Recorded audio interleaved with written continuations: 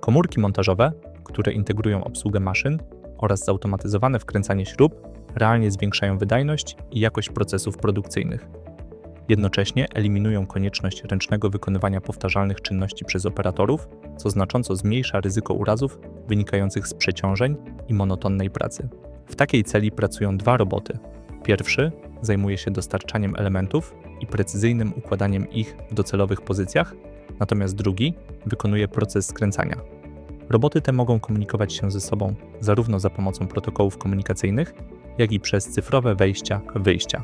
Rozwiązania z wykorzystaniem robotów współpracujących umożliwiają obsługę szerokiej gamy materiałów, takich jak plastik, kompozyty, blacha czy guma, oraz różnych typów i rodzajów śrub, co czyni je uniwersalnymi i łatwo adaptowalnymi do wielu zastosowań przemysłowych.